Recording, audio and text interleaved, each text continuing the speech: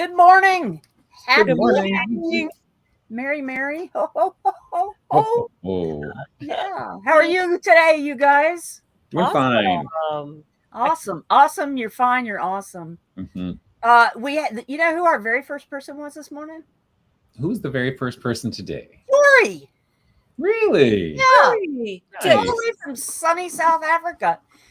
We have somebody in here from Melbourne, Australia. They are APM 17. If you let us know who you are, we might give you a shout out. Mhm. You may or may not want that, but we would. I just did something to my screen. Oh no! No, okay. Woo! That's not right. Okay. See the yeah. So Jory was first, 8 p.m. 17 from Melbourne, Australia. Brian from out on the east coast. We call that down east. Down east. Where I live, down east. Lisa Gervais, Macklem.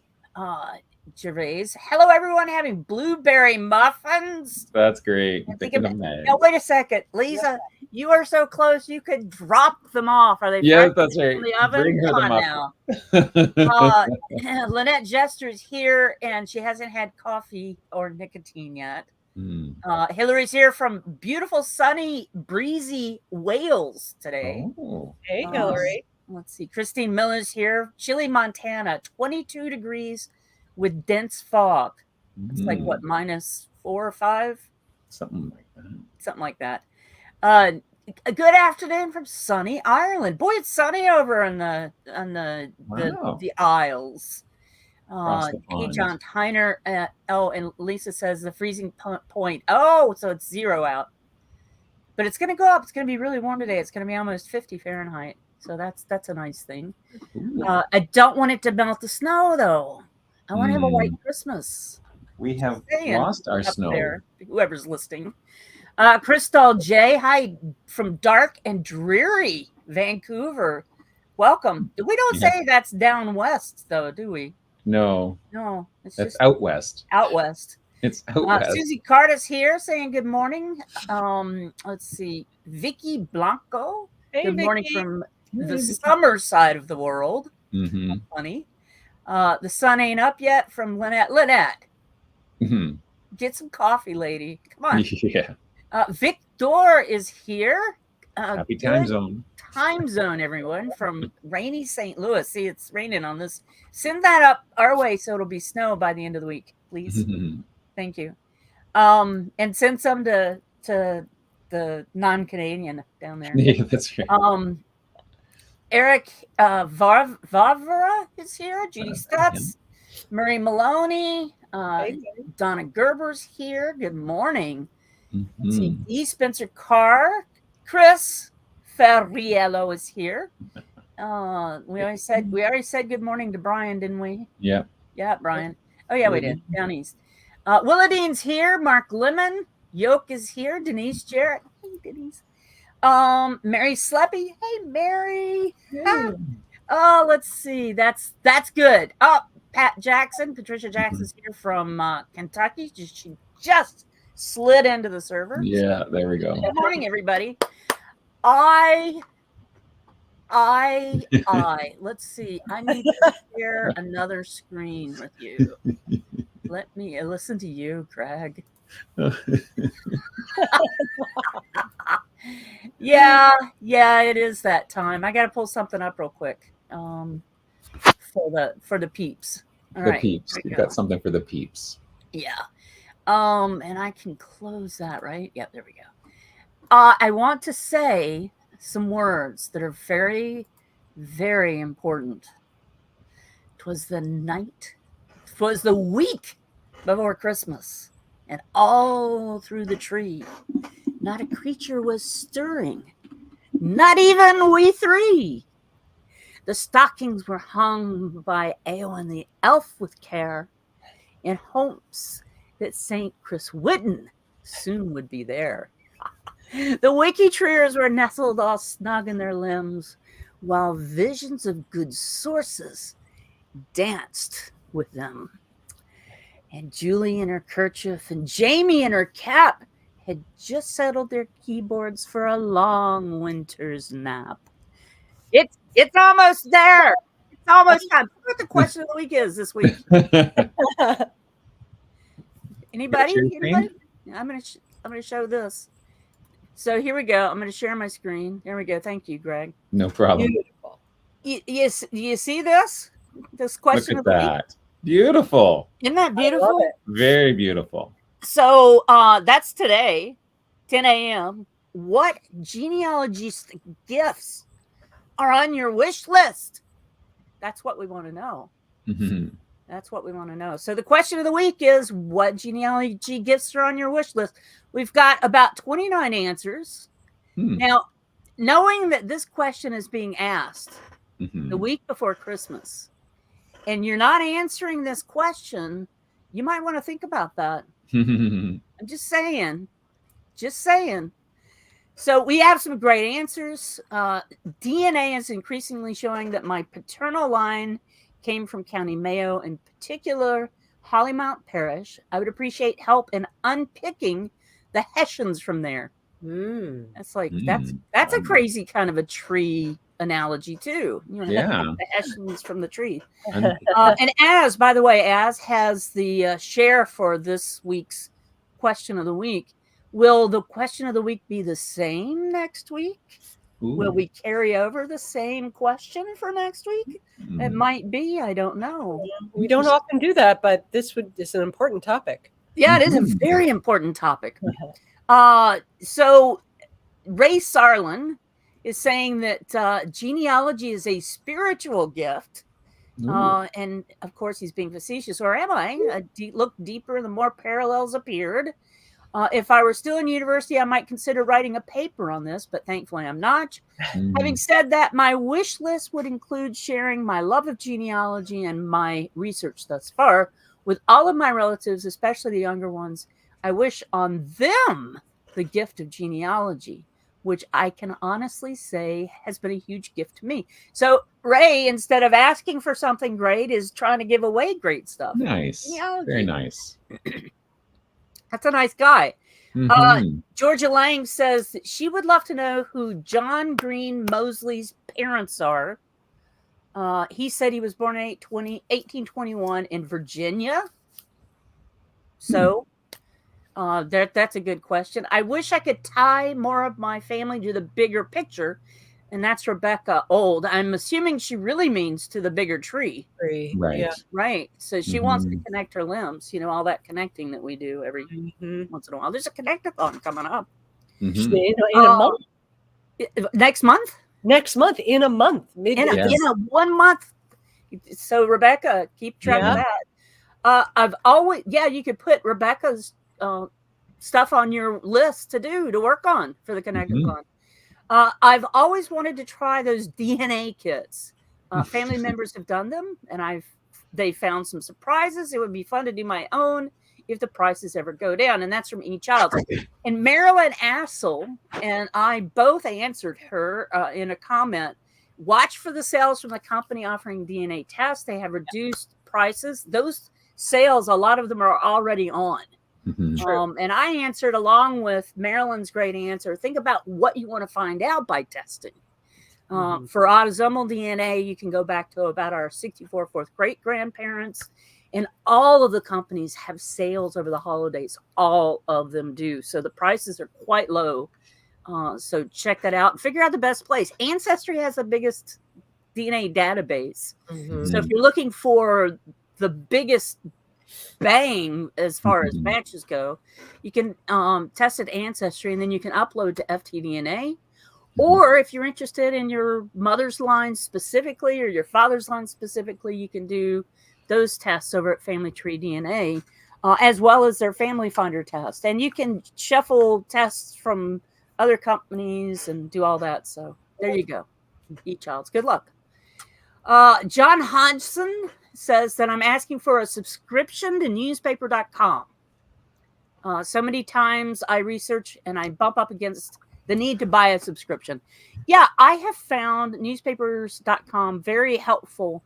Don't sign up with it as a part of a ancestry bundle, because the bundle doesn't give you what you're really looking for. I found that out a few years ago. Yeah, me too. If you sign up for the World and it includes newspapers.com, it does not include all of newspapers.com, and you have to pay an extra bit to be able to do that. So it's easier just to sign up for both.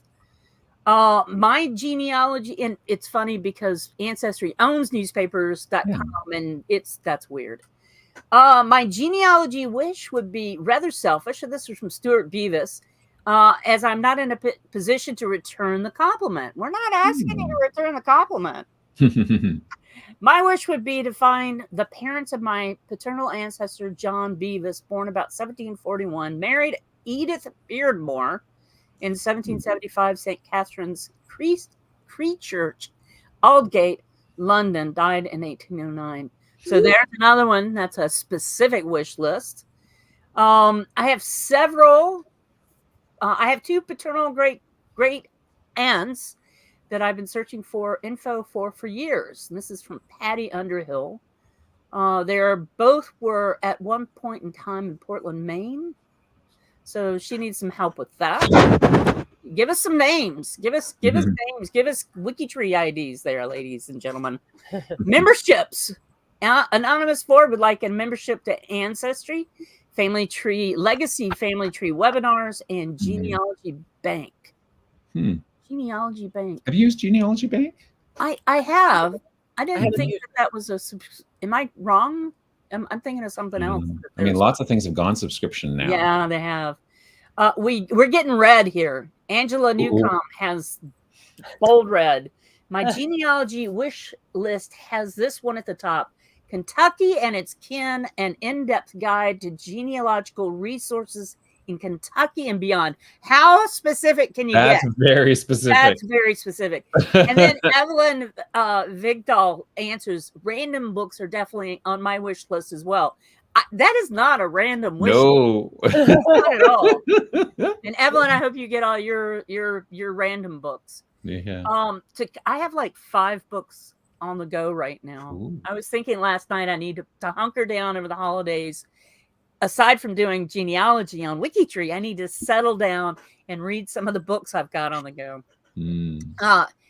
Alice Thompson, this is another pretty. I want to connect my Vernon family line. Short and sweet.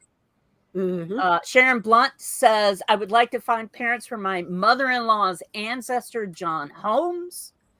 Sarah Crow says, I would like to receive 1 to 2 extra hours per day so that I could really dig into existing genealogical questions. And yes. I answered her by saying, sing it, sister. Yeah, we all want that. I don't know if that's, we'd have to really find some magic to make that happen. You could, well, no, I won't say that. You could lay out a work and do your genealogy work. George Locke says, a Christmas wish list is for someone to do a scientific study to determine most likely Y-DNA haplogroup signature for English philosopher John Locke. What I was wondering is John Locke on WikiTree? You wonderful people over at and Lynette, we got some good answers coming up over here. Nice. And My Heritage. Sorry. I'd like to know if this fella. There he is, Locke 2. There he is. Check that out. Locke 2. Yep. So no DNA tested connections here. But yeah, and so the person who loaded that, George, let's see if George has DNA tested on his. Wait. You have to go to his profile. Yep. Yeah. Yes, sir. So it's interesting, that intermediate page there. Eh? Okay, so he's got a Y700 test. So, and there's another Y700 test that's the exact same.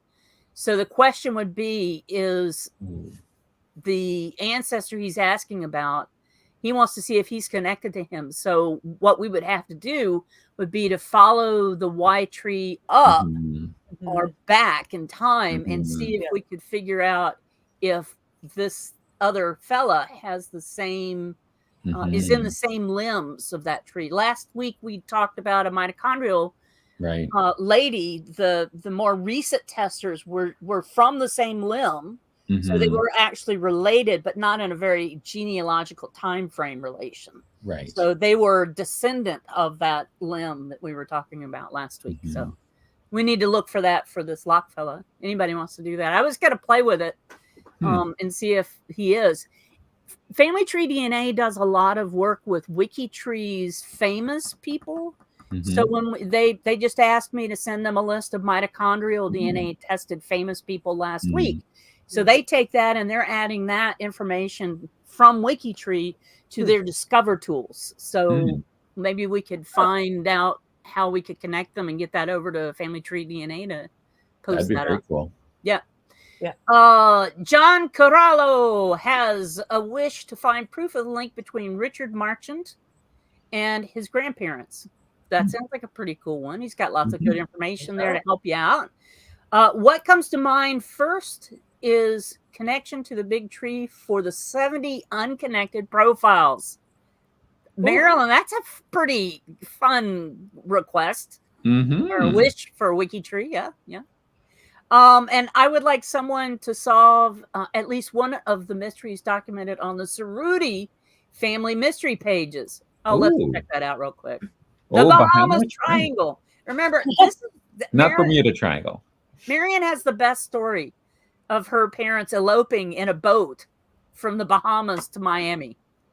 That's how they elope. That's pretty. Oh my goodness. Yeah. That's colorful. Isn't that colorful? I love that. Ahoy, story. mateys. Ahoy, mateys. Welcome to the Cerruti Family Mysteries page. The Bahamas Triangle is defined geographically by the Bahamas, Florida, USA, and New York State, the USA. Unsolved family mysteries. She's got. I want to know if she and Peter Roberts are actually related. So here are the unsolved mysteries: Theodore, Emma, Phoebe, Ava, Alan. So look, there's all sorts of fun stuff to look for on that one. All right, let's go back. How did I get there? Oh, where was I? Here we go. I'm gonna upvote this one as the best one. Having more time right now. Yeah. So where was I? Okay, Sing It, Sister. We're in the Bahamas. Yeah, there she is. Okay.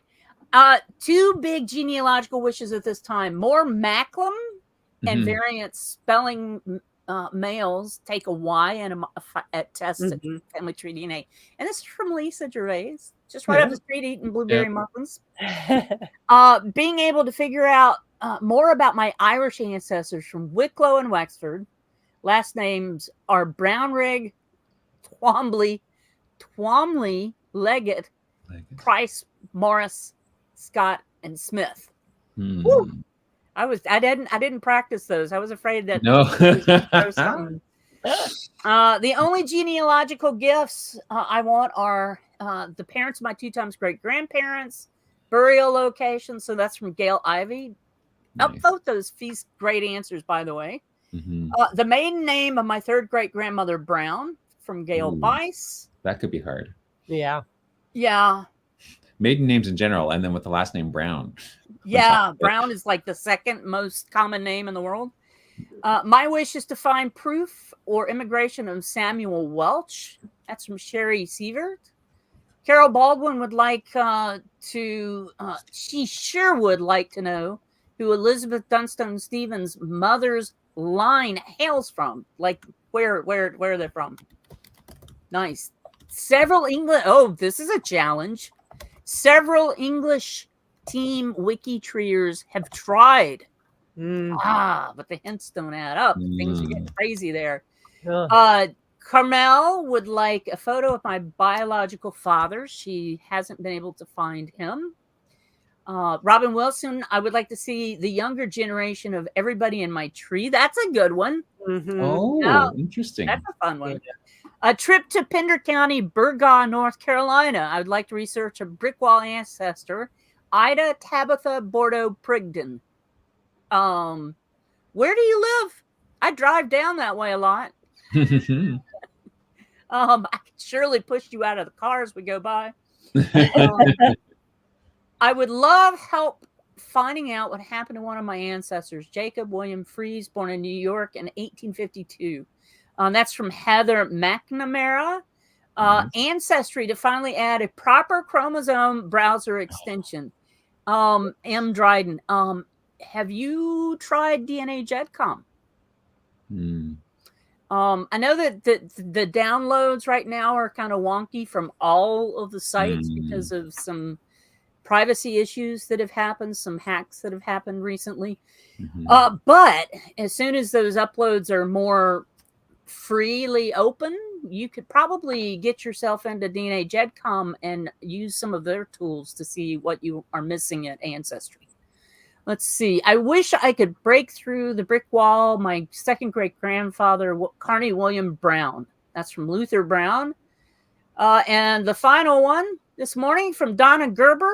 The genealogy related gift I'd like to receive for Christmas this year is to break down my biggest brick wall, which is my great great grandfather, James Young. There you go.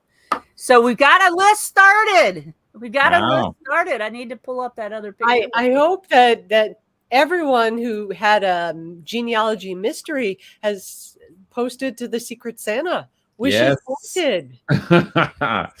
That's exactly what I was thinking. In fact, I did. When I found this gift that says to WikiTree from Santa, I should have said from Santa Witten. All right. So that's the question of the week. Excellent. Woo! That was fun. I'm going to go back while you're getting yourself set up. Okay. There, I'm going to read through the answers because I thought there were some good answers in here too. Okay. Well, do we need to make note of some of these answers? We have synchronized T-shirts.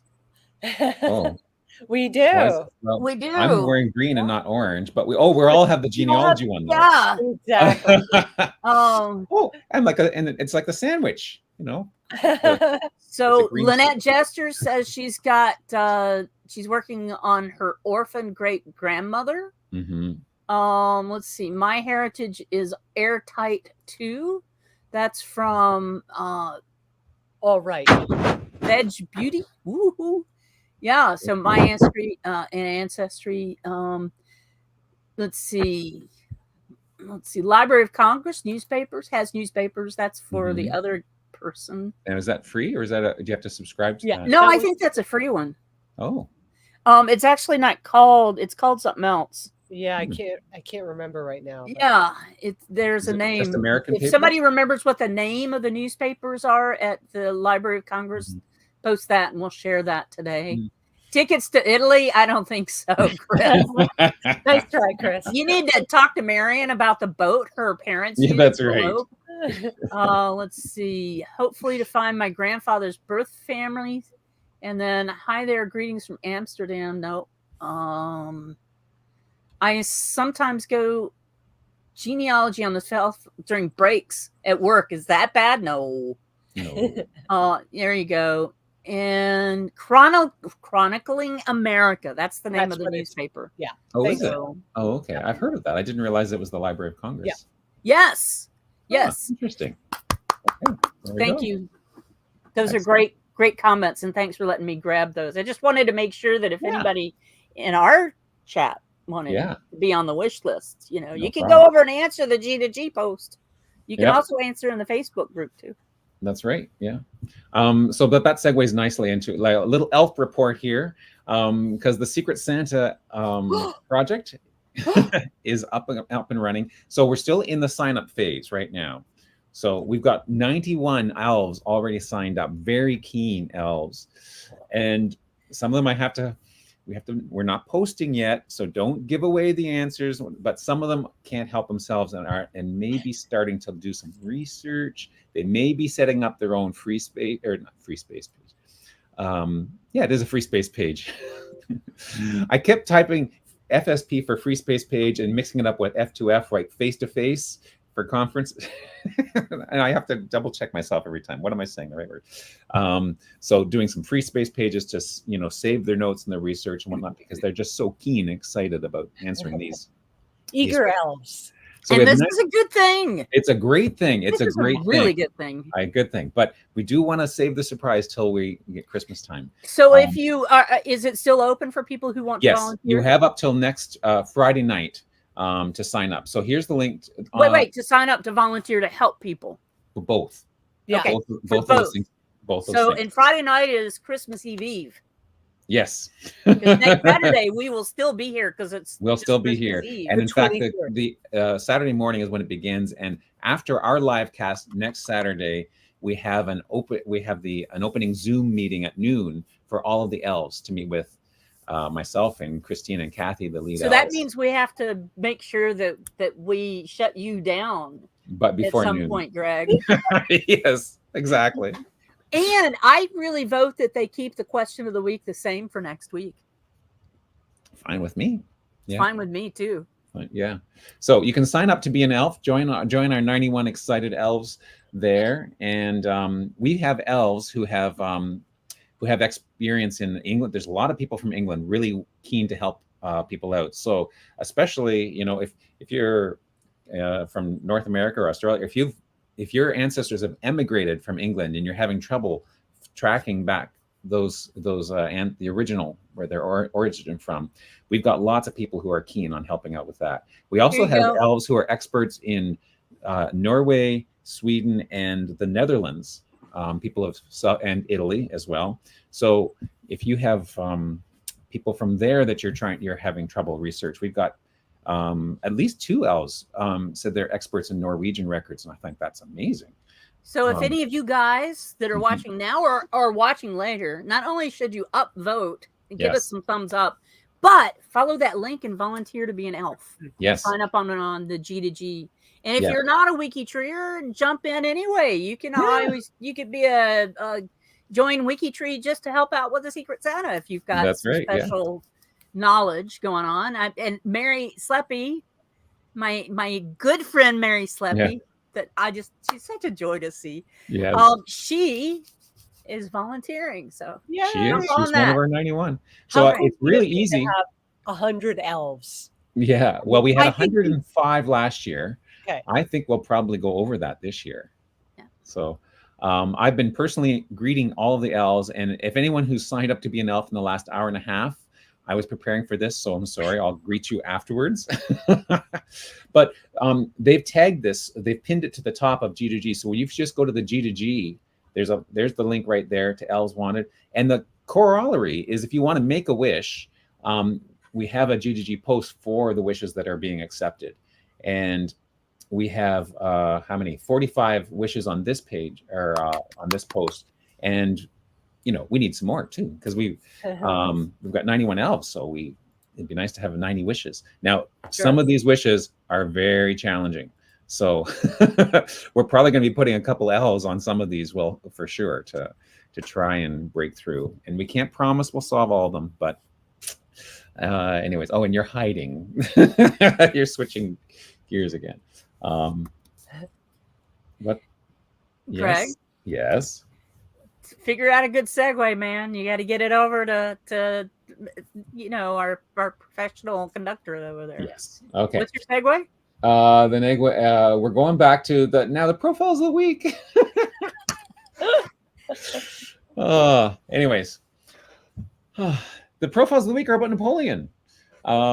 So, and is that because of the new movie that came out? Because everyone's buzzing about it. Apparently, that's it. Yeah, there's a new movie on Apple. Well, it will be on Apple Plus. I think it's in some selected theaters. It's by Ridley Scott. It's a huge, massive, like multi-hour movie, but it's probably amazing. I haven't seen it. It's probably pretty cinematic. Can you imagine It is. Yeah, even just seeing some of the battles and stuff. Yeah, it's amazing. Yeah. So Napoleon, where are we here? He is actually my closest connection. I don't know which ones are you most closely connected. You know, I haven't even got that set up yet. Okay, that's okay. I'll work on that. You guys post what you're most closely to, who you're most closely to. Yeah. So Napoleon, who was actually born as we're here, Napoleon Bonaparte. Napoleone Bonaparte. He was actually born in Corsica. So Corsican was his first language. Italian was his second language because Corsica is really close to Italy, and so that's the language is closer to that. French was actually his third language to learn. So now later on, of course, he became Napoleon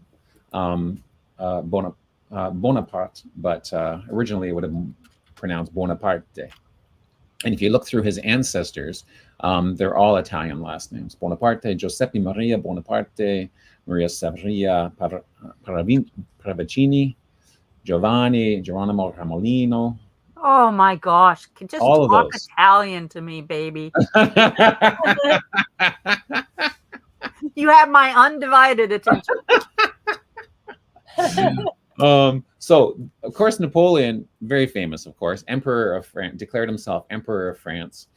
And the whole revolution and everything. This is a huge profile, which goes through all the things.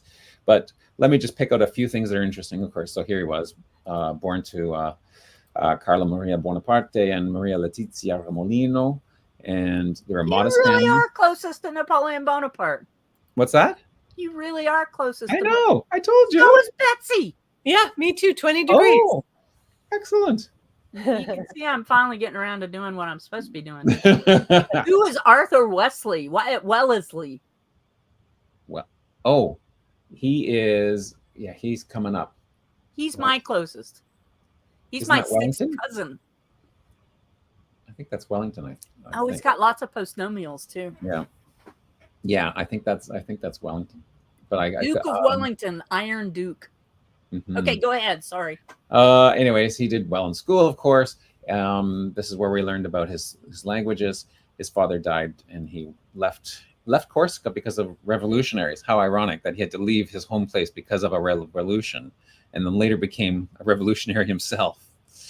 Of course, he married Josephine, who became an empress herself when he was crowned himself emperor. Though first of at least 22 mistresses, he had up to 22 mistresses, and Josephine had lovers of her own. So I don't know. I guess during that marriage, the vow of chastity. Not chastity. Or no, sorry. Fidelity. Yeah. That's so funny. They must have been crossing their fingers when they said that. I don't know. Anyways, but he then, because she never gave him children, he married someone else, and they did. And that second wife did have one child together. Then it talks about going through as he became the emperor, he was part of the French army during the French Revolution. So he didn't just arrive in France afterward to take over. He was part of the revolution from the beginning as an artillery officer, became a national hero, was nearly unstoppable. He has this quote here about taking advantage of everything. So it's interesting. It's not what I live by, this motto here, but all great events hang by a hair. The man of ability takes advantage of everything and neglects nothing that can give him a chance of success, whilst the less able man sometimes loses everything by neglecting a single one of those chances. Interesting. Anyways, the profile goes on, talks about the different battles. In the end, he won. There was a summary somewhere. He won almost all. He basically lost of all the something like 70 battles. He only lost 7 of them. So, I mean, he had an amazing track record, really. So, yeah. Very, very interesting dude. And so he's my closest connection, and I think it goes through like 3 different marriages or 3 different switches. But he is also a distant cousin, as are most people who have any bit of French. So Maria Lashinska is the next one. And she is from Poland, and she was one of those mistresses of Napoleon.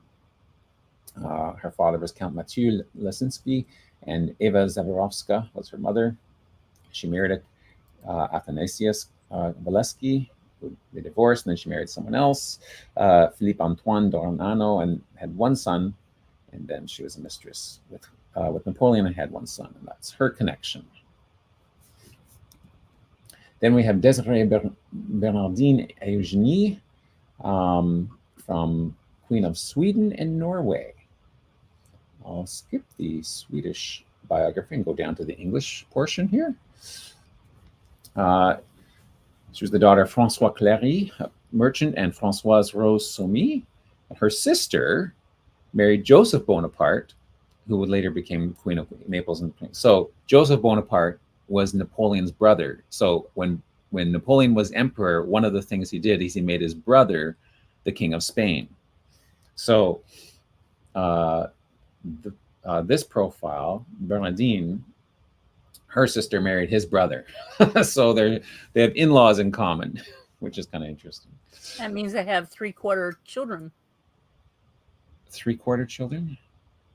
Yeah, if brothers marry sisters, their children are 3/4. No, her sister married his brother. It's not two brothers marrying two sisters. Oh, gotcha. Yeah. So then she married General Jean-Baptiste Bernadotte, and then he became King Charles of Sweden, and their son also became king of Sweden. I'm not sure about this, but Joan Prout says she's mine, and it pisses off my Swedish husband. Oh, yeah, well, that's interesting. So when she became Queen of Sweden, because her husband was king, she moved to Sweden, but she never actually learned Swedish. So that would be hard not to, wouldn't it? It would be hard not to, but I think she was mostly alone. She lived mostly alone, pretty secluded and lonely, as the profile says. So maybe that's part of the, I don't know. Anyways, she lived for 15 years after her husband passed away. 17 years, actually. 17 years after her husband, as a widow. There we go. How close, Vicky? Vicky says she's 13, I think. I'm 17, so. We have Maréchal Louis Alexandre Berthier de Wagram, born in Versailles in 1753, passed away in 1815. First sovereign prince of Neuchâtel, was a marshal of France, vice constable of France beginning in 1808, and the chief of staff under Napoleon, hence his connection here. He married a duchess from Bavaria and died at the castle in Bavaria in June. We have Joan again is giving us further information. She said the Swedes all spoke French. Oh. Huh. Oh, okay. So not speaking Swedish wasn't a handicap then. Yeah, I know French is big in Belgium as well, right? Yes. Yes. Yeah. I didn't realize it went up to Sweden. That's interesting. Well, I mean, at one point, the English aristocracy often spoke French too, right? Spoke French too, because of William the Conqueror coming over from Normandy, and from the Norman, yeah. See, it's not just a genealogy, it's history, people. Oh, it's definitely history. Social studies. George Gordon Byron Noel. Also known as Lord Byron the poet. English poet, leading figure in the Romantic movement. And among his best-known works, of course, are Don Juan, the lengthy poem, and Childe Harold's Pilgrimage, which is his first work of art. That was a work of literature that became famous. And a short lyric, She Walks in Beauty, also. So he's born in 1788, the only child of Captain John Mad Jack Byron and his second wife, Catherine Gordon, baptized in London. And then when his great uncle died in 1798, he was only 10 years old, and that's when he became the 6th Baron Byron of Rochdale, heir to the Newstead Abbey. So he married Anne Isabella Melbank, and they had a daughter, Augusta Ada. And do you know the importance of Augusta Ada Byron? No. She was the very first computer programmer. Wow. We talked about this before, didn't we? Yes, we've done her profile before, but I always think that's the coolest thing, that Lord Byron the poet, his daughter Augusta Ada Lovelace was her married name. was a programmer. So she worked with Charles Babbage, who created the first computer of sorts. It was called a calculating machine, or the difference engine.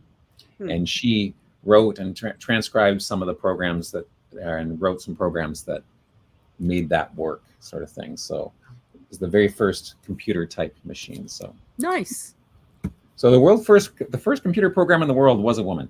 There you go. Woohoo! Anyway, he changed his last name from Byron to Noel officially at the end, because to inherit his wife's fortune, they had to have the Noel last name and have the Noel coat of arms. So I thought that was interesting. But all through this, and then at the end, he was not great. He was obsessed with the Greek independence, and he helped them out. He gave them 4,000 pounds of his own money, which would be huge back then. And so he was a hero to Greece. And I thought, so where through all this is the connection to Napoleon? And I found this little article by the International Napoleonic Society, between the Emperor and the Exile, and Byron and Napoleon. So Napoleon and Byron together, they dominated the 19th century conceptions of heroes. So they're both sort of major figures. There is nothing in the profile about them having met each other, but Byron obviously was fascinated with Napoleon, and there's a part here that fascination with Napoleon pervades his writings and affected how he lived his life. So isn't there the phrase a Byronic hero? Like it's kind of like a archetype sort of. An archetype. Yeah. Interesting. Yeah. So they were certainly of the same time. Interesting. And then we have Alexander Pavlovich Romanov, Emperor and Autocrat of all the Russians. I love that as a title. All the Russians, not just some of the Russians, but all of the Russians. You have to put that in the title to be very specific. 13th cousin. Ooh, nice. And Napoleon is a cousin too. Oh, nice. Born in St. Petersburg, 1777. Nice date there. Just a few days shy of Christmas. And died on the 1st of December, 1825, at only 47.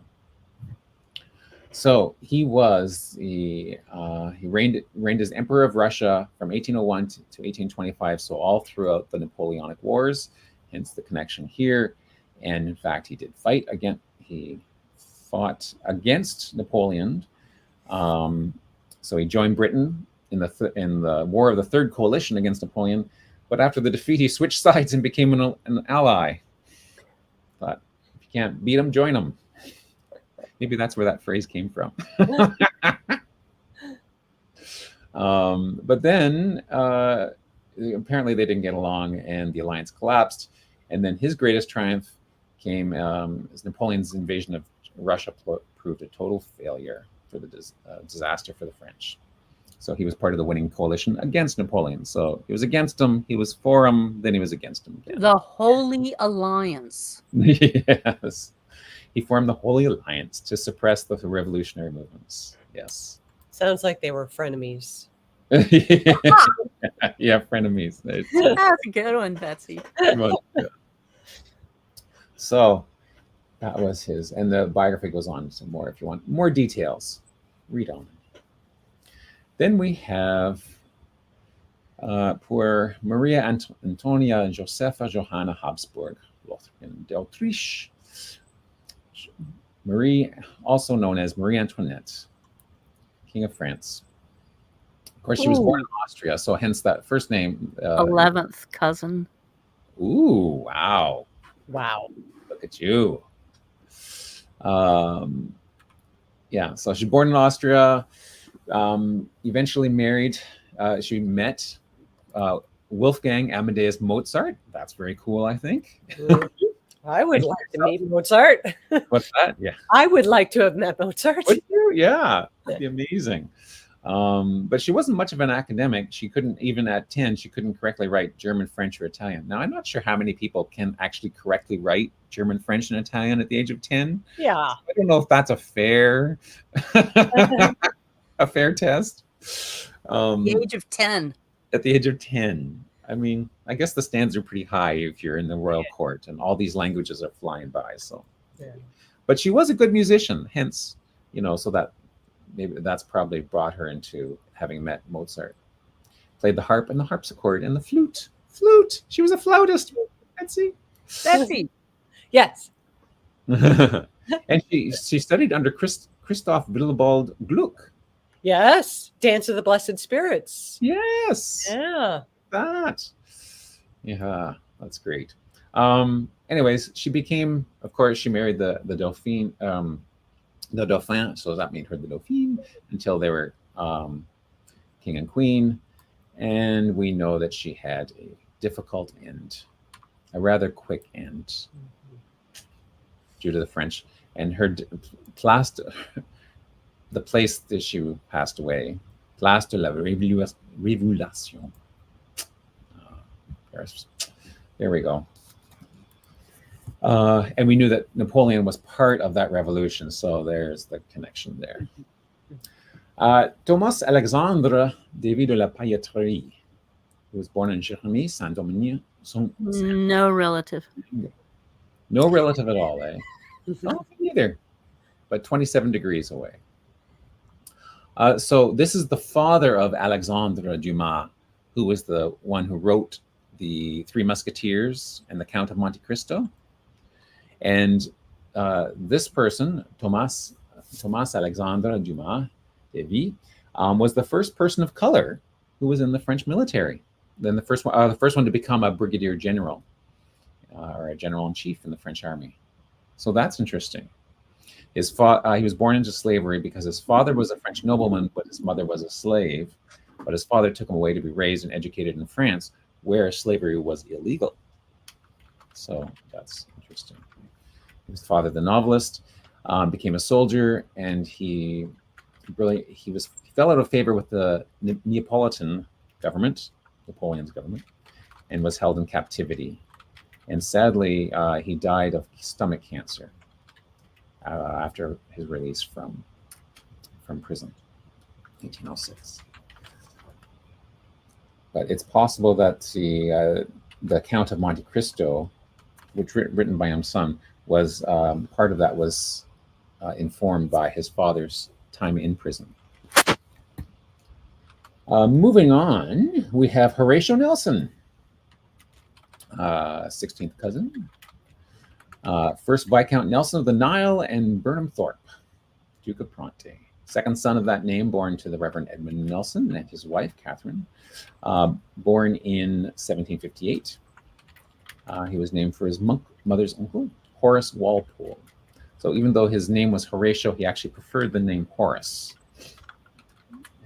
Educated as a boarder at the Royal Grammar School.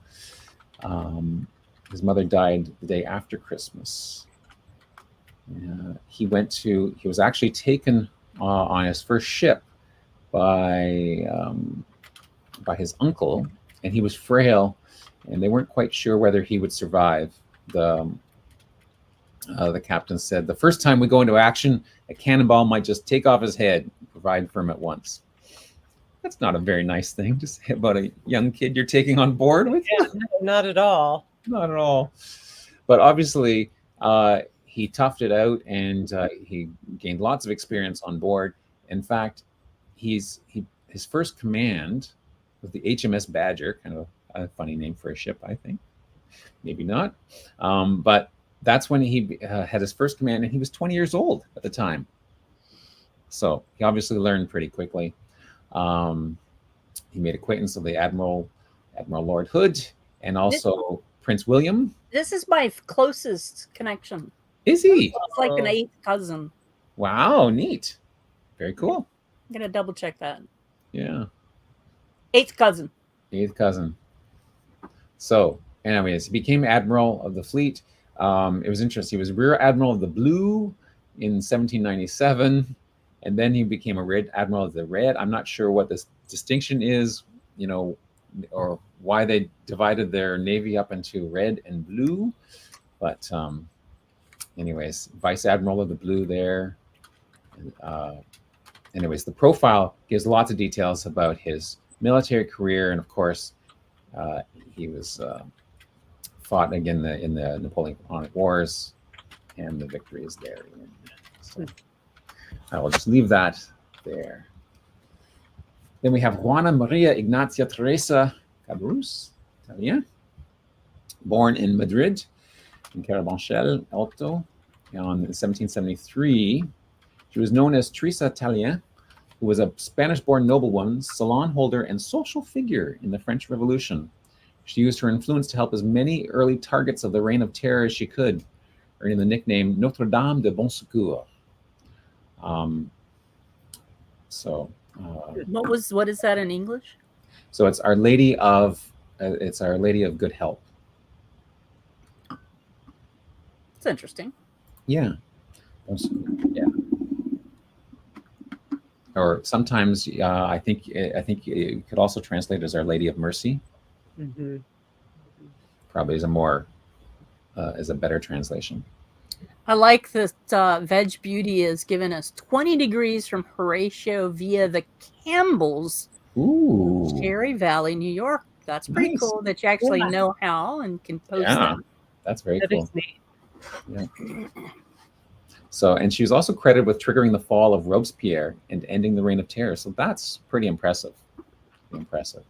Became one of the most famous women of Paris and eventually married the Prince of Chimay. Anyways, and I think, well, she was one of the leaders of Parisian social life. And there we go. As he's going through this, some people are posting some more wish list stuff. So I just... Are they really? Wow. Yeah, I'm posting it on the screen. So nice. Yeah. Nice. Sorry. That's good. Not to take away from your wonderful... Not a problem. No, we were getting close. We need to find some more Italians for you to talk about. Yeah, you like to do that. Eh? So we have the first Duke of Wellington, also known as the Iron Duke. That's the Wellesley. That's the one you were talking about earlier. This is your closest, Mags? Actually, Horatio Nelson is Horatio was. Okay. But this guy is pretty close too. Let me grab him. Let's see. Who is this? Arthur Wellesley. Mm-hmm. Yeah, he's my closest at 16 degrees. Oh, no. He is my closest cousin, sixth cousin. 12 degrees and sixth cousin. 16 degrees and my sixth cousin. Cool. Yeah. So he's an Anglo-Irish soldier, statesman. Of course, he rose to prominence and became a national hero because he, Duke of Wellington, was the one who defeated Napoleon at his final battle, the Battle of Waterloo, for which he's most famous. But what I mean, that's what I associate him with. But I didn't realize he actually became Prime Minister of the United Kingdom afterwards. So, in fact, he had two, the 25th and 28th. So from 1828 to 30, and then in the year 1834 as well, he was also Prime Minister. So not only did he defeat Napoleon, he also had to fight politics. Poor guy. Then we have Karl Philipp Schwarzenberg, who was born in the Heiliges Römisches Reich, so in Germany, what is now known as Germany. I'm wiping off my screen from you spitting. Austria, You're spitting on my screen. Oh. Saying that name? Oh, sorry. Oh, yeah. Actually, Österreich would be Austria, right? And the Heiliges Römisches Reich is the Holy Roman Empire. So yes. And it's Schwarzenberg. Schwarzenberg. Okay. And then he died in Black Town. Black Town. Oh, yeah. Schwartz is black. Yes. I never thought of that before. And then passed away at only 49 in Leipzig. Let's skip down to the English here. Born into one of the oldest noble houses, began his military career in the Austrian army, and he fought in the War of the First Coalition against Napoleon. And then he got to the retreat. And then it's battle. Napoleon, he actually wanted him to be the commander-in-chief of his men. He wanted to arbitrate between France and Russia, but he wasn't successful, so he was named commander-in-chief of the troops against Napoleon. He lost in the Battle of Dresden, and then he fought in the battle. He says it's Black Mountain. Sorry. Berg is mountain, not, I guess it would be different. It would be Burger if it was a town. Burger. Sorry. Oh. Berg is mountain. I'm using my idiot German language skills. What's town? Is Stadt town or no? No. Stadt is state, I guess. Yeah. Someone here will correct us. Hey, Kathy. All right. Okay. Then we have, that's it. Oh, he was our last. I'm done. Oh my gosh! It's only 11 o'clock. It's That 5 minutes means before. 5 It's minutes. 5 minutes before 11. Hi. Look at that. Stadt is city. Okay. Okay. Thank you, Yoke. Okay. Well, that was a very interesting history lesson. Thank you. Well, I hope it wasn't too boring. No, there's not the at all. difference. Berg is mountain. Berg is town. You got to get your Berg straight. Oh. I got to get my Berg straight. Right. Burgermeister. Yes. Yeah. All right. Well, I've got, let's see, I've got a tip, and we've got 6 photos and 3 ancestors to celebrate. Ooh. So I guess we'll just go down my tabs and we'll start with the tips. So I don't know about you, but every once in a while, I don't have a lot of time to work on my own genealogy. So usually my CC7 is, I'm used to seeing the particular number that I know it to be. But every once in a while, I see like a spurt. And I'm wondering, hey, where did that happen? How did it happen? And so I was playing around with something on the watch list. That's an easy way to see where your connections are growing, where work is being done. And this is not just related; it's broader than the 7 degrees. So, but so first thing you do is you go, I'm going to make this a little bigger. Okay. So you get to your watch list, however it is you do that. And then what you want to do is go to connections. And why am I not seeing that right now? Not watch list changes. I was on connections this morning. I was on watch list this morning and I saw connections. Unless it's under okay.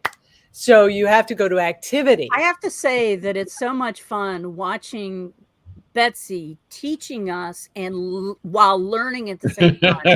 That's great. Yeah, that is great. That is not a diss. That's showing that how we all learn. I learn.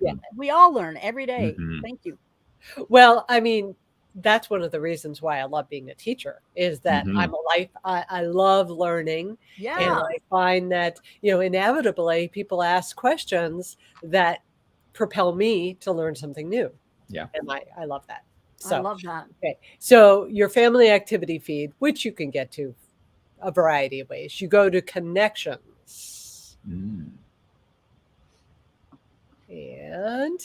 And then you will see some things that like, your own activity.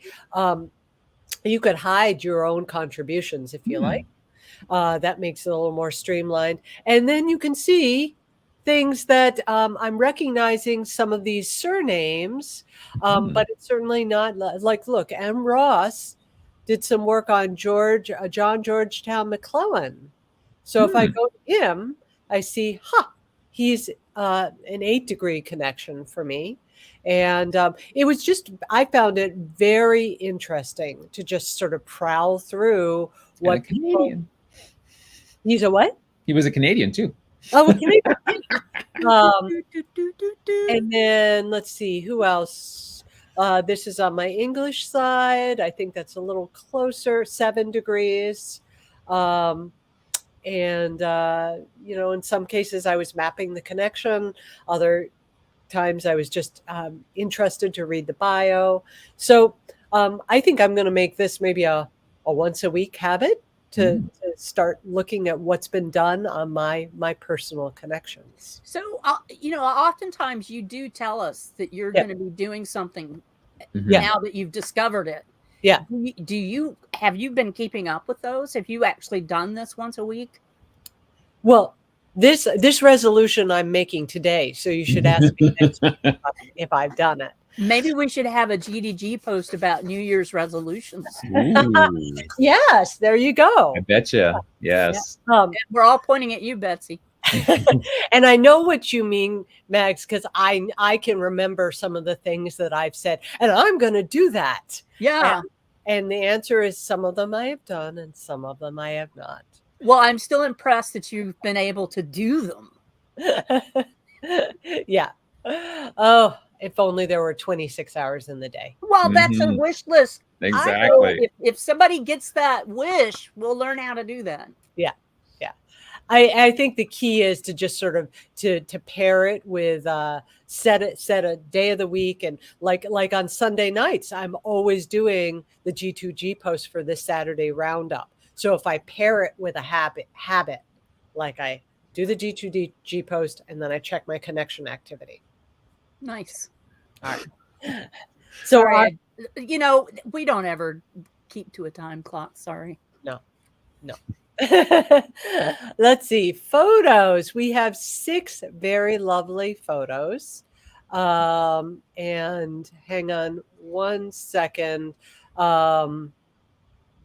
Let's see. I'm going to go to the free space page. Okay.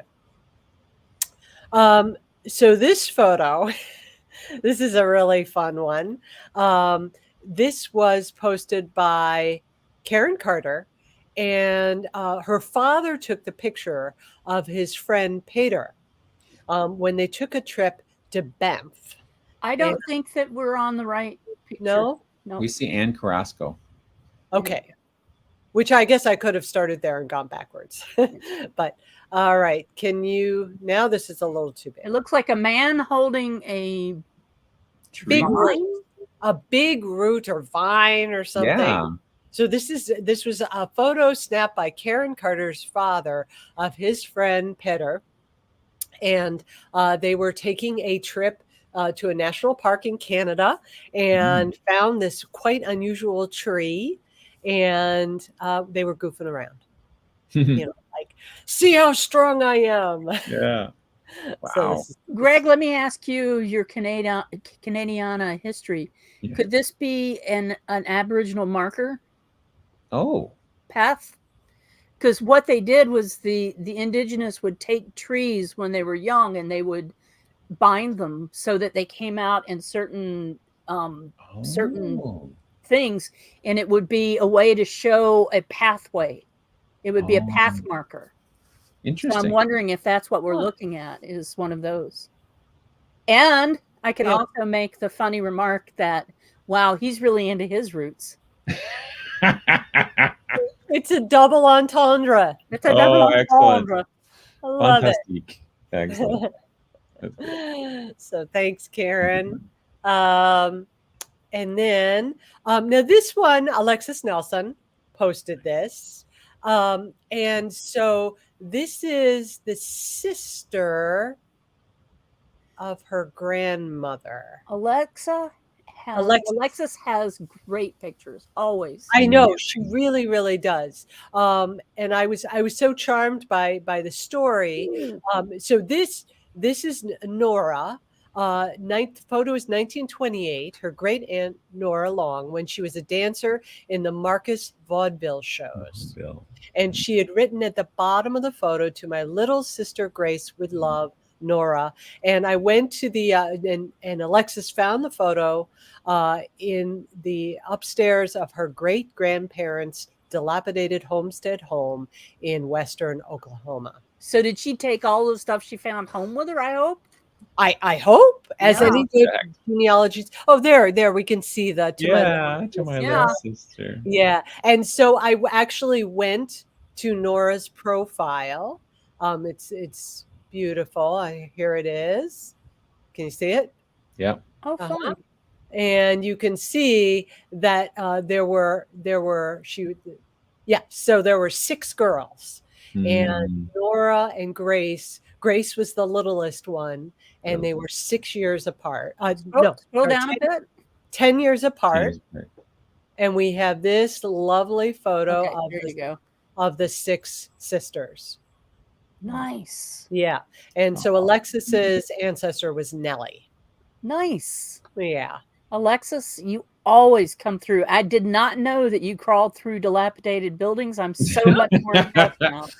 Wow. She works hard for those pictures of the week. She does. Right. So let's see. Okay, we've looked at Nora, and let's see who's next. Okay, now this is Pat Miller. Pat Miller is the little girl standing on the left-hand side of the frame with a dinosaur, and she writes, "My father said that this beloved photo of me with the head of a Tyrannosaurus in New York City's Natural History Museum was possible because I was transfixed and didn't move. It was taken." Wow. Yeah. Did you notice the other kid is blurred? Oh, Yeah, yeah. right. That I didn't notice that. Yeah. She said it was taken in 1958, and I'm dressed like the girlish girl I was. I was not a tomboy. Wow. And she comments on the fascination that so many children have with dinosaurs, which is true. I've noted that myself. She said, in my time, it was most unusual for girls to like dinosaurs. Even the boys weren't too interested. Really? As one of my classmates said, they're all dead. Who cares? Do you see where this is leading? Child loves researching dinosaurs who are dead, grows into seniors who researches people who are dead. Oh. So that's a fun one. Now, this is Yoke. I know she's in the chat. She is. Oh my gosh. I know, right? I love that.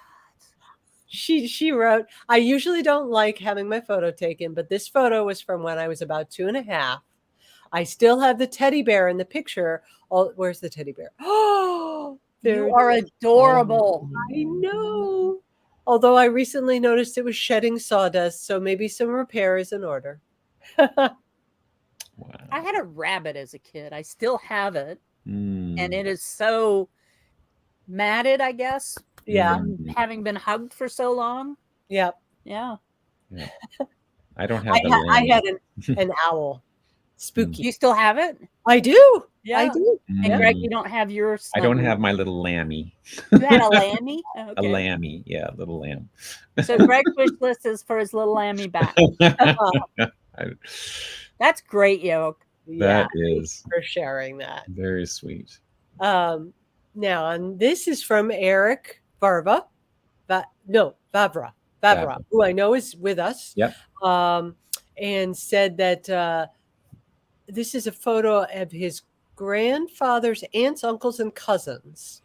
And he was trying to determine the date and location. Based on the group, he's guessing 1935 in either Chicago or Wisconsin. By pure chance, I turned on a PBS show just as a very similar photo appeared of Babyface Nelson and a group of gangsters. That photo in the early 30s between Chicago and Wisconsin. So some genealogical serendipity there. Wow. I'm gonna make that a little bigger. It's quite cool. Mm-hmm. Huh. That's a cool picture. Now I wish we had the Babyface Nelson picture. Yeah, really. Compare. Especially you don't know who Babyface Nelson pictures. Wasn't a good man. Look at the gentleman on the far left. It looks like he's like singing. I don't know what he's doing. He's got that. He's drinking out of a jug. Is he? Or he's playing. The giant jug over his head. Yeah. Oh, I didn't know. I thought he was holding a microphone in his hand. I didn't notice the It does look like he is. People are talking about their snugglies now. A monkey, and then, of course, Brian had Curious George. That's so cute. Do you still have those? Or, well, Brian, do you still have yours? We know what happened to the other one. Okay, go ahead. Sorry. Okay. And then our last one is Vicky. I'm always so happy when the people who post the photos are in the chat. Vicky's with us. And this is her maternal grandmother, Anna Carrasco. She loved classical music, cleaning, smoking, having coffee, and playing card games. She passed away in 2007. and she's Aw. beautiful. Mm-hmm. Yeah. Thank you for sharing her with us, Vicki. So That's good. yeah. Mm. Lisa have- Gervais said that her brother gave her bunny to hold. His bunny to hold. Nice. What? Like when? Like we're talking about the Snugglies. Yeah. When she was very young, her brother bunny. gave her. Oh. So, that's and I so have a bunny. I should get my bunny out and show it to everybody. We should all bring our snugglies for next week. Yeah. We actually, during one of the live casts years ago for one of the athons, Yeah. I think it was Katie and Sarah and me, and I've forgotten who the other person was, but we all got our bears, like our little mascot, like my little Murph Moose. Mhm. And we actually set them up in front of the cameras, and they did the live cast for that thing. And the cutest thing was Katie. Her son came in while we were getting ready to go on live, and he leans down like this, and he goes, "Bears." Adorable. Okay, Very sorry. sweet. I digress. Well, so we have we have 5 Saturdays in the month of December, and we got a little bit of a late start with the photos. So everybody's got a favorite photo. And what is the theme this month? The favorite photo. Oh, your favorite photo. Your favorite photo, yeah. Oh, wow. I could show you that right now. And we also have 2 more weeks to celebrate ancestors. There's the link. Ooh, Is that look your at that dad? one. No, that's my grandfather, Oh, Nice. Clee Hunt. Wow. nice. Good Was looking. like late 20s, maybe mid 20s? Yeah, he was probably just out of high school. And Mm. here's my other favorite picture. And this is me and my brother being Appalachian. What are we doing? Yeah. Shit. Are you up? Are you shooting critters? We're shooting our guns. That's my brother and me. Oh, Neat. that's sweet. Okay, so to celebrate ancestors, we have 3 of them today. Let me go to our first, who was Samuel Turner, and this is the Christine Miller, I think, is in the chat. This is her 3rd great grandfather. He would have been 211 years old on December 12th, which was just this past Tuesday. He served in the 80th Regiment of the Illinois Infantry for the Union during the Civil War. On January 19th, 1864, he was imprisoned and held as a prisoner in 3 different places: Big Springs, Tennessee, Macon, Big Springs in Tennessee, Macon, Georgia, and Columbia, South Carolina. And before and after the war, he worked as a merchant and a U.S. postmaster. So the war interrupted his service as a postmaster, but upon his return, he was again postmaster in Illinois. And after his death, his wife Salima would also be appointed postmaster in 1879, and she held the position until her death. So, Nice. yeah, it's where's the photo here? There we go. Well, that's quite the Mm-hmm. Very strong. That What do you mean? the beard. Oh, that he doesn't have a mustache. Yeah, Yeah. There must be a name. There must be.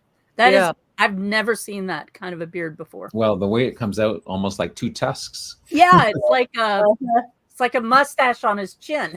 Yeah. So thanks, Christine. Then our next, Vicki contributed our next. I'm coming. There we go. We should be on Vicki's contribution. Yep. And this is, she said, yesterday I visited a cemetery and accidentally found the grave for Luis. I'm sorry, I'm going to try. Recabarin.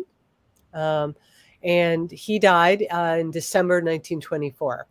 As a politician, he was the driving force behind the workers' movement and the founder of the Communist Party of Chile. And he was also married to Guadalupe del Canto, who was the closest cousin to Vicky's second great-grandmother. And Guadalupe was born in December 1868. So I did look at Guadalupe, her profile as well. There's only this one photo Wow. for both of them. But yeah, it's very striking, isn't it? It is. I like his mustache. Yep. Yep. And she has a gorgeous, very sweet face, gorgeous hat. Yeah. Interesting, the picture. I mean, it's obviously they're in a studio, and he's holding a doctor's bag. Right. And Right. Yes. And Yeah. she's holding a fan. Looks like it. Yeah. Yeah. Well, why pick those things? And what is the book? In the I wonder book, what he yeah. was reading. Oh gosh, it looks so You're washed right. out. I don't. Maybe Vicky. If Vicky has the original, she could. Yeah. Tell. Well, I bet we couldn't read it. His Yeah. arms blocking it all. Yoke made it says go. he has the mustache the other guy was missing. Yeah, that's right. Just combine the two. The mystery is solved. Yeah. And He stole his. Yeah. he's wearing spectacles. Do you agree? I can't tell if they're spectacles. Oh. Maybe. Maybe. I'd have to see it I don't know. closer up. Or Well, so this was taken in 1906 when he would have been. Vicky says they were about to travel to Argentina. 32. He was late 30s. Okay. What a gorgeous couple. Yeah. Mm-hmm. Really nice. Yep. And finally, we have Joseph Ross. And this is M. Ross's ancestor. M. Ross says this is her third great grandfather, and her third great grandmother, Mary Ann Wooten, were married on Christmas Day, 1845, at All Saints Church, Bloxwich, Staffordshire, England. Talk about connecting. Yeah. This picture was taken much later, probably at the marriage of their grandson, Leonard Ross, in June 1896. So let's take a closer look at the photo here.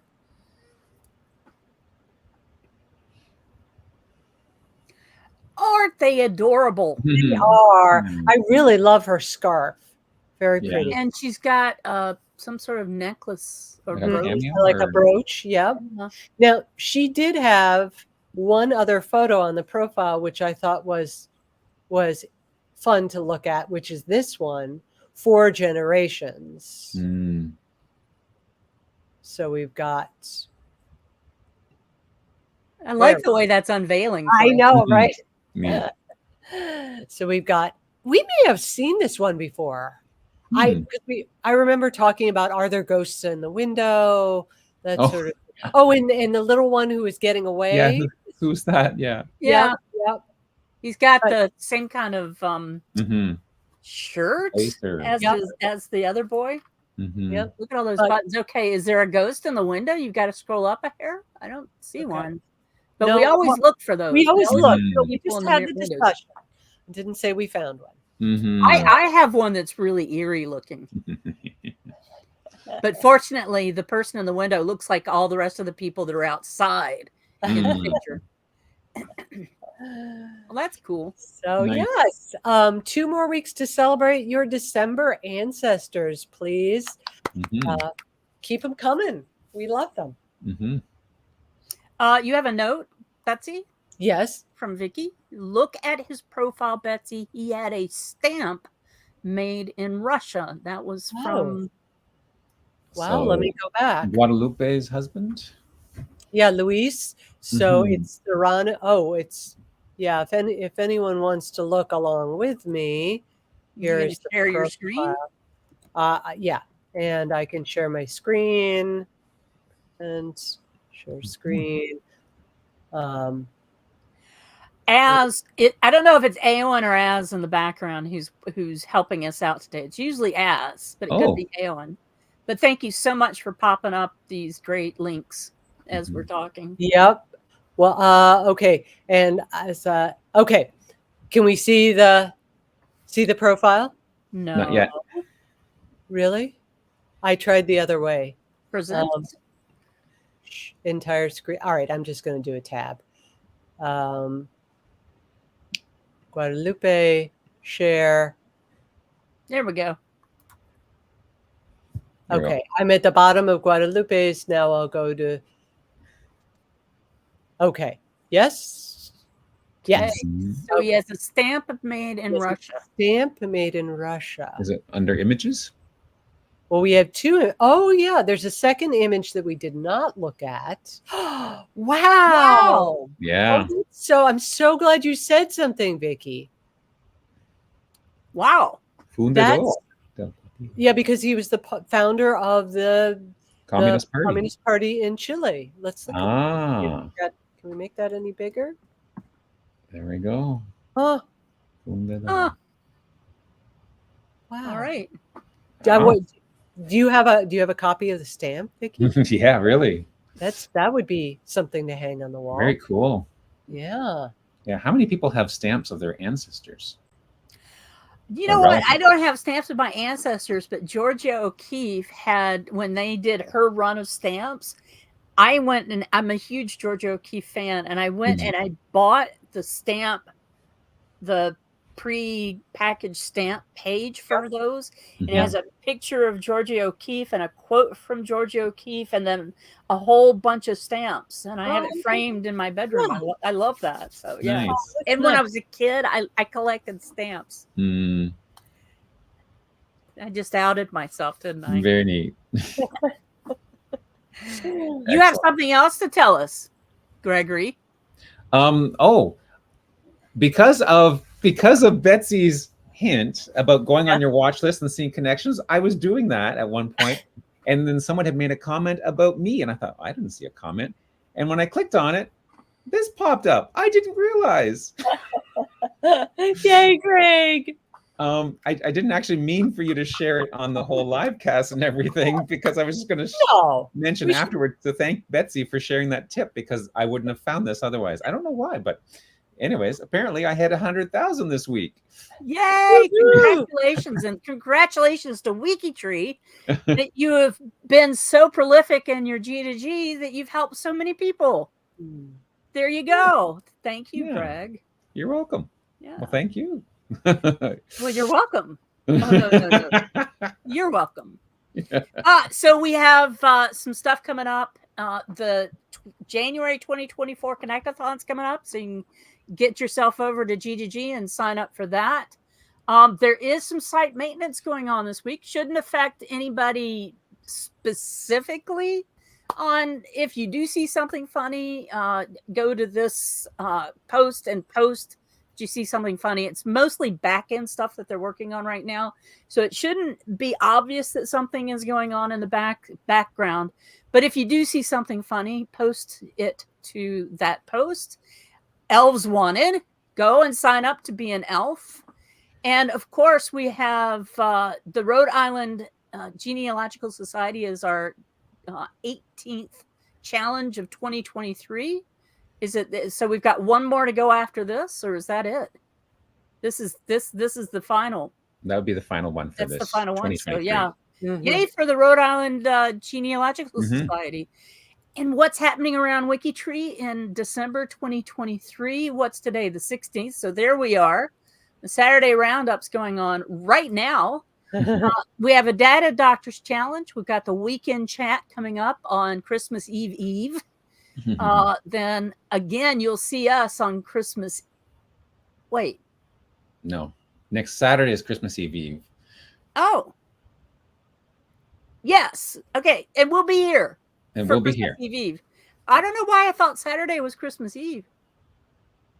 It was last year. No, Christmas is Monday this year. Oh, it's Monday. Gotcha. Monday is the eve. And the reason why I'm thinking this is that over across the river here in Quebec, the Quebecers always have Christmas on Christmas Eve.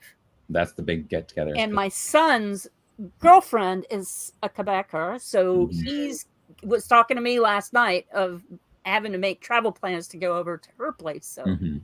anyway, so that's what's going on there, and the social media stuff, which you can find out a little bit more information about what's going on. The one named Study Tuesday is Willis. Willis. Next week's question of the week is, what are your genealogy goals for 2023? Resolutions. Yeah, Mhm. what are your well, Betsy's got resolutions. Stratton Aberdeenshire is the one place study. And then we've got the Connectathon coming up. So that's the event showcase. If you want to help out by sharing this stuff, we've got the links for all of the different things. They took X off, so we don't do X anymore. Or so yeah, I noticed that. Interesting. And Debbie Reynolds is the connection finder for Thursday. And she's a pretty colorful character. Mm-hmm. She's the mother of Carrie Fisher. Yes. And did Carrie Fisher write Postcards, the book post about her mother? Right. Yeah. And they still remain friends. Yeah. Well. And then the Rock and Roll Hall of Fame Spotlight is on Friday. Are you related? Are you connected to Shane? Who is Shane? Somebody tell me who Shane is. Shane McGowan. Oh, he was the lead singer that just passed away last week. Did he just go by Gowan? Or no? McGowan? I don't know. Yeah. And then Savard is our members person this week. So if you want to share and you want to help get the word out about, here we go. Lisa's getting me up to date on the French Canadians. Starts at midnight. That's just cheating so you can open your present. That's, the Pogues. He's the lead singer of the Pogues. John Tyner's posting that. Shane McGowan. So Gowan, people are really going off on Gowan over here. We'll save all that for next week. This week we'll say bye and have a great end of your week. I hope you have all your Christmas shopping done. We will see you next Saturday at 10, same place. Okay. Bye, y'all. Have a good week.